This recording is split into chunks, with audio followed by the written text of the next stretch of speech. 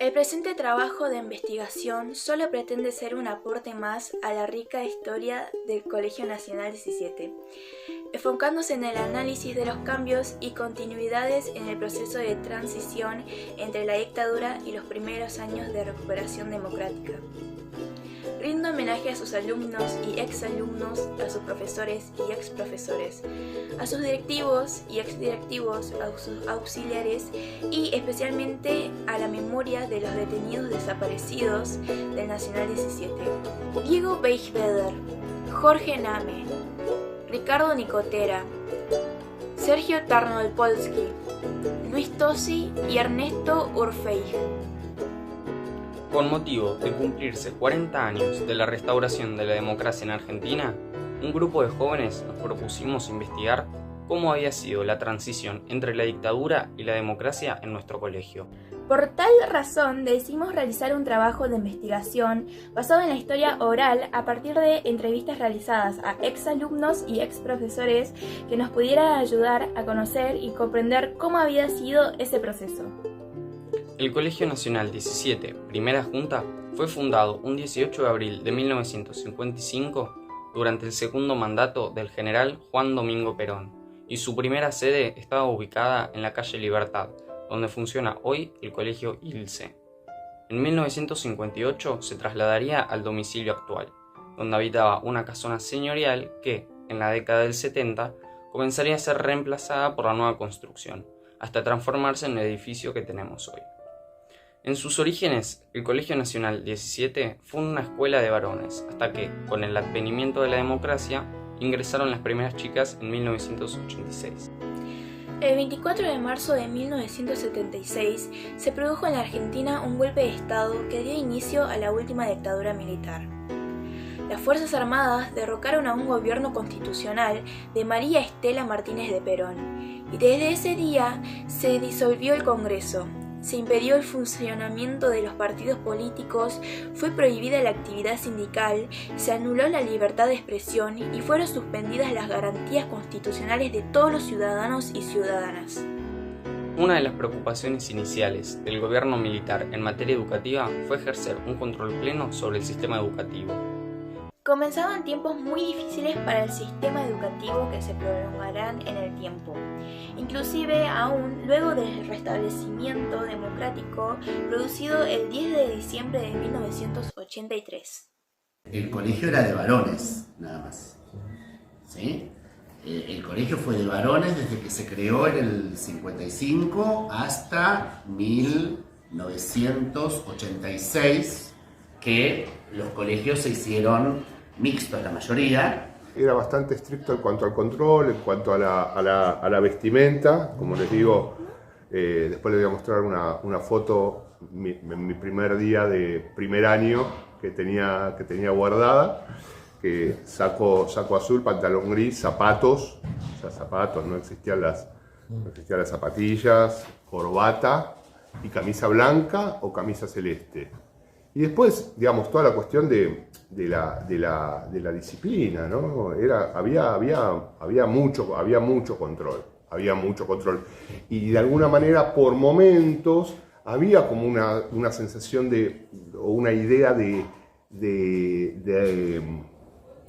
podríamos decir, de rebelión o de resistencia, ¿sí? Contra el colegio, ¿no? Contra el colegio. Entonces había momentos muy particulares por ahí, donde se cantaba contra el colegio. Y eso, bueno, con el arribo de la democracia cambió, pero brutalmente, diría. Y bueno, nada, fue un cambio muy, muy visible, ¿no? La cuestión del blazer, de la corbata, era una cuestión era una falta, digamos, muy importante, digamos, incluso, digamos, algún preceptor, cuando yo estaba en primer año, siempre recuerdo, me ayudó con el nudo de la corbata, porque tenía que estar bien hecho el nudo y demás, cuestiones de ese tipo eran muy importantes. Los preceptores teníamos mucho poder en relación a lo que ustedes pueden ver hoy, que los preceptores son más compañeros. En ese momento el preceptor era, qué sé yo, medio piensen que esta escuela era de varones solo, no habían entrado las chicas todavía. Y los preceptores eran de acuerdo a cada uno había tipos que eran buenos tipos y otros que eran un poco más complicados. Es como, hay una frase que dice, el poder desnuda, ¿no? que muestra a las personas tal cual son. Y en parte ese poder que te daba el tener autoridad sobre personas más jóvenes, algunos lo utilizaban bien, tratando de guiar y orientar, y otros lo utilizaban mal y se sentían dueños de ese poder y por ahí hacían cosas que hasta humillaban a los jóvenes. Te portabas mal por algo y te hacía, nosotros veníamos con libros a la escuela, ¿no? Y te hacían tener 3 libros así, por mucho tiempo. Claro, ¿entendés? Delante de todos aparte. No, a mí no me pasó, pero me acuerdo de haberlo visto, ¿sí? Bueno, ¿verdad? De nuevo así. Y la persona lo seguía teniendo así, porque obviamente te daba miedo, ¿me entendés? Había como una cosa de él, el preceptor tiene un poder. El quilombo que hacíamos casi todos, habían algunos que se iban así al extremo, y luego con el advenimiento de la democracia empeoró, no sé por qué, pero sí, bueno, fue como una liberación, entonces, bueno, las amenazas de bomba eran muy usuales, o alguno tiraba pastillas de Amexane, o yo he visto con mis propios ojos rindiendo un final, un flaco, digamos, agrupando papeles en una esquina a espaldas de la docente, prendiendo fuego, digamos, cosas que hoy uno las cuenta y como no te las creen, parecen mentira, ¿no? Y cuando llovía mucho, se ve que había cables que estaban mal y esa pared se electrificaba. Ay, no. Entonces parte del juego idiota nuestro era empujarse contra esa pared. Por supuesto que la electrificación no era para morirse de una descarga eléctrica. Bueno, no lo sé, nunca nadie se murió, solo te daba una patada que era fuerte. O sea, si apoyabas la mano, primero era que la pared era una roña, era inmunda, pero además cuando llovía mucho pasaba eso, se electrificaba. Entonces si vos tocabas la pared, te daba una patada. O sea, poníamos toda el aula al revés, sacábamos el pizarrón, lo poníamos de la otra pared y cuando entraba la profesora se volvía loca, no puede ser, y salía corriendo a buscar a la directora que estaba ya delante de todo. Entonces entre que iba y volvía le poníamos todo el aula de nuevo como era habitualmente y la profesora explicándole que yo le juro que estaba dada vuelta el aula, bueno, boludeces de esa que hoy no pasan, digamos. Hacíamos un momento de mucho cambio, o sea, que ya venía con una presión desde, yo diría, mitad del 83, porque en esa época ya había un intento de conformar un centro de estudiantes en la escuela. Eso fue vivido con mucho, imagínense como, a ver, la palabra sería, ¿viste cuando sentís que algo se le tapa? Entonces como un momento de tape, de mucha ebullición, digamos, ¿no? A ver, es tal cual eso, bien, pensá, tenés algo agarrado, atrapado, digamos, ¿no? Fijo, rígido, y de repente se abren, digamos, ¿no? Las compuertas y sale como si fuese la fuerza y la velocidad del agua que nunca deja de recorrer. Bueno, algo de eso era como la imagen de lo que pasó a partir del 83, digamos, ¿no? Entonces a mí me tocó vivir en el Nacional justamente la apertura a la democracia, el romper las compuertas de esa institución y esa sociedad tan disciplinada, atemorizada y realmente devastada por la dictadura. Y yo después me di cuenta que esa dictadura no fue simplemente para atemorizar, sino que fue para disciplinar a la sociedad, para muchas décadas posteriores, generar un sistema económico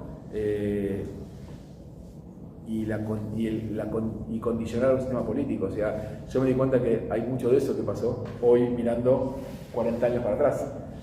El tema de la disciplina también, eso si bien de alguna manera se fue flexibilizando con el correr de los años, yo terminé la escuela secundaria con el mismo régimen de asistencia y con el mismo régimen de disciplina que funcionaba en la dictadura. Entonces, digamos, eso no se democratizó. El estar acá de 8 a 1 tenía que ver con las materias y los contenidos de las materias. ¿Sí? El foco estaba puesto ahí. Entonces no estaba muy puesto en lo que te pasara, lo que sentías, lo que pasaba afuera. Estaba muy puesto en el contenido de las materias. Pero como que a nadie se le ocurría cuestionarlo eso. ¿Entendés? Vienes acá, te daban la materia, te daban la clase. En general las clases eran sumamente expositivas de los profesores. ¿Entendés? Pero no porque fueran malos, era lo que se estilaba en el momento. El profesor llegaba, te hablaba, vos tomabas nota. Del libro todos teníamos libros de cada materia tenías libro. Bueno, vamos a ver el tema que está entre la página 25 y la 32. Vos sabías que después tenías que cotejar tus notas con eso. Y teníamos una profesora de música acá, que era muy piola, la verdad. Una señora mayor, o sea, la cuestión generacional costaba un poco. No sé, alguien le dijo, él toca el piano, qué sé yo también tocaba el piano. Bueno, se las hago corta, logré armar un coro para que funcionaban los actos. Y sacábamos el piano entre todos al patio, yo qué sé, y era un espanto el coro ese, o sea, sonaba horrible, pero esta mujer era muy piola porque además nos dejaba cantar cualquier cosa, no es que teníamos que cantar alguna... Le elegíamos los temas nosotros, y todos temas políticos en esa época, no sé, de Víctor Heredia, de León Gieco, estábamos en llamas con eso. Y se sumaba un montón de gente, claro, porque se querían ir de las horas para ensayar en el coro. Entonces, qué sé yo, si alguno tenía matemática o historia, salía corriendo y se venía al coro. Y fue sobre todo cuando estábamos en quinto año, y me acuerdo que varias profesoras me amaban por eso. O sea, pensaban que yo estaba haciendo una... Yo la hacía contento, qué sé yo, pero no te quiero decir, eran profesoras que también se ve que nosotros no teníamos mucha conexión generacional, pero hay que reconocerles que amaban al colegio, eso para mí está muy claro. Yo digo, no, si me dan esta oportunidad, yo voy a dar educación sexual.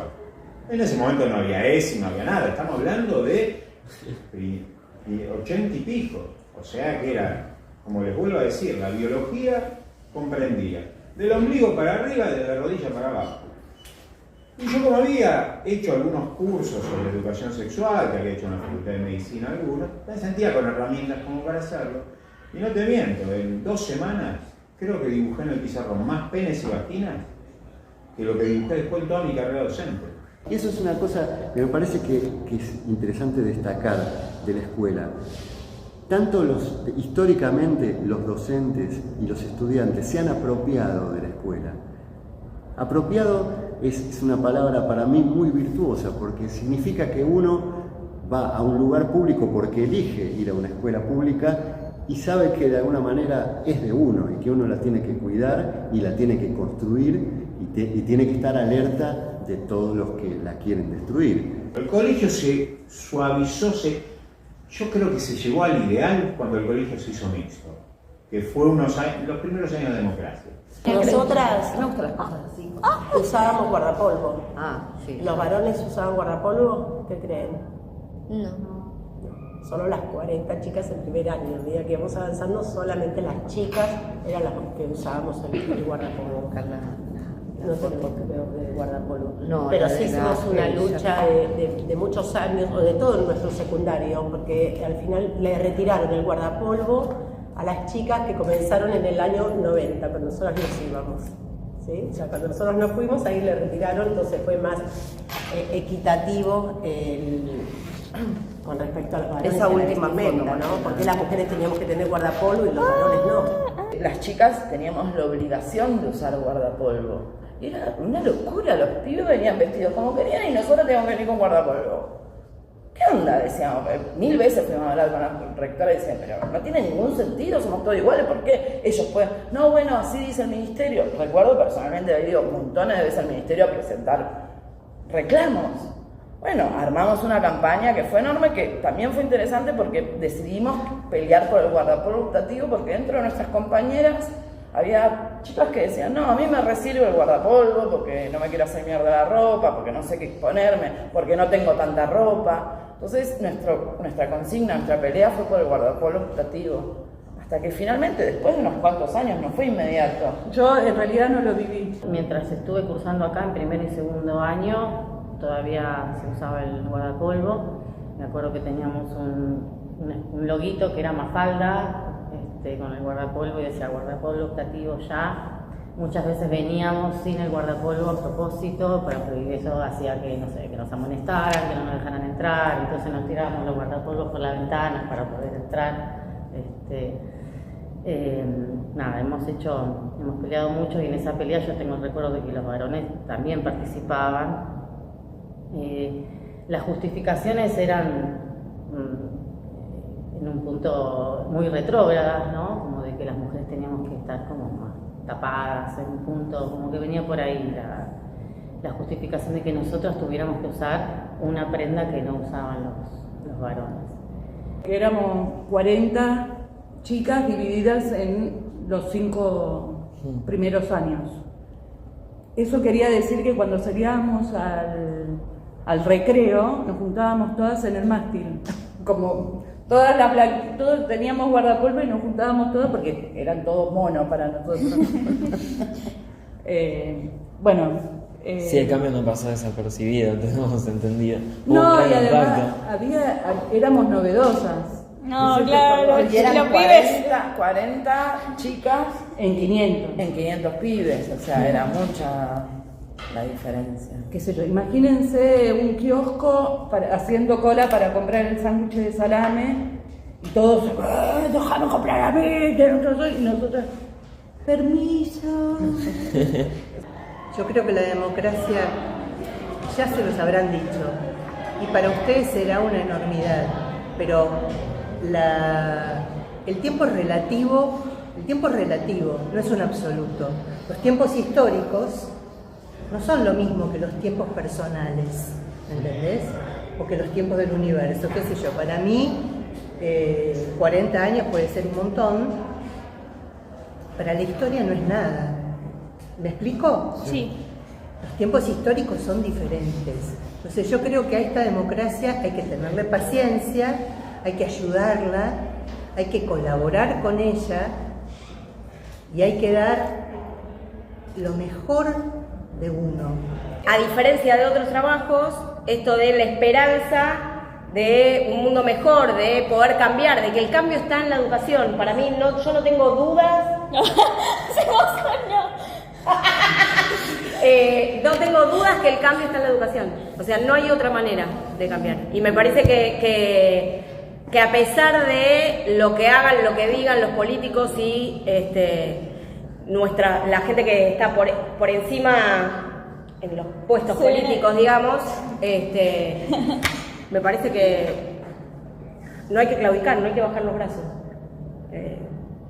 Para mí es el modo, es la forma, es el lugar y es el espacio. Que es, inexplicable. Buenos Aires tiene las callecitas de Buenos Aires tienen ese no sé qué. Bueno, el colegio 17 tiene ese no sé qué.